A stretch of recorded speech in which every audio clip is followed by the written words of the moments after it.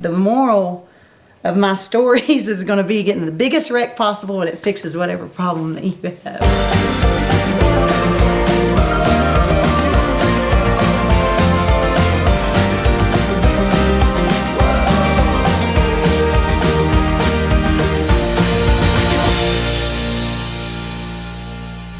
Mustangs taught me more about training horses than 20 years before that. I let him get away 3 times, loping in a circle. He would bolt to the left, and just a few times there was a gate there, and it was a small indoor arena. I'd ride around, he'd bolt to the left, and again I was riding with a friend, and she said, "Quit letting him do that. Quit letting him do that." And third time around, boy, that was it. It was set in stone for him. I had a runoff problem. We were riding down at the John Justin Arena, and that's pretty tall. We were in the, not the John Justin, the one beside it. I can't remember, but it has a little bit taller walls. Late at night, we're riding up there. That horse bolts to the left and gets his front feet over the rail of the stands. And I mean, he was straight up. So I had problems. So I haul to Kentucky. I go out to Dan James' place, and I'm thinking I'm going to go out to Dan James' place. This Mustang, I don't know if you know who he is.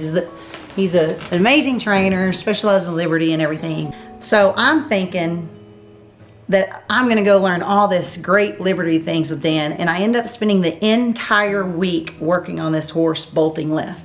So in his arena, so he's telling me, he's telling me what to do. So I would ride, and he would say, "Go right, mate, go right, mate." And so this horse takes off, and he's running off. And in his arena, he had built these railroad ties that are small, and they get taller, taller, and taller. So if you're walking by them, they're about chest high. And then above that is a little, little fence with I don't know how tall it is, 2 or 3 feet above that. So we're talking maybe 8 feet off the ground. It's got some pretty big poles, and 2 of those poles are separated so that as a person you can walk through them, right?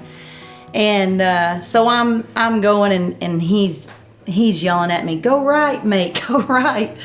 And so we're bolting to the left, and all of a sudden that horse sees that opening, and he launches himself up over the railroad ties, tries to get through that gate. His belly gets stuck on top of that pole, and I'm thinking, I've got Katie there, I've got Dan there. There is no way I'm just not coming off this horse in front of these other people. I'm not going to come off this horse.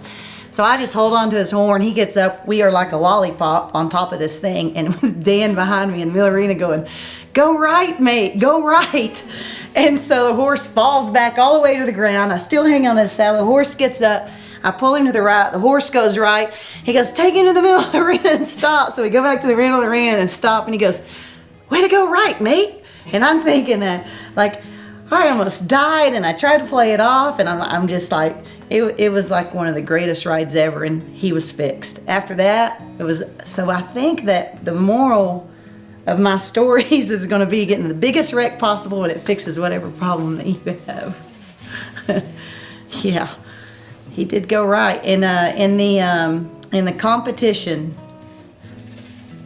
we had 1 lead in that whole entire competition, and it was a left lead, and I was so thankful. I was like, we got this. This pattern, 1 lead for the whole entire thing. All we got to do is pick up left lead.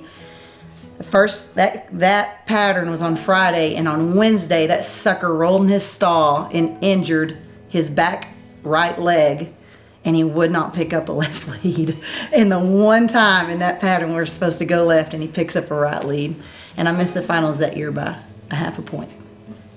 Hope you enjoyed today's episode of Horse Stories on Global Horse Network. We'd like to thank this month's sponsor, the Mustang Heritage Foundation.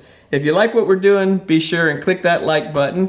If you want to leave a comment, be sure and comment below, but be kind because my ego is fragile. You want to be sure to ring that bell if you want to be notified when we're posting new content. And as always, if you want to be part of the Global Horse Network team, be sure and subscribe above.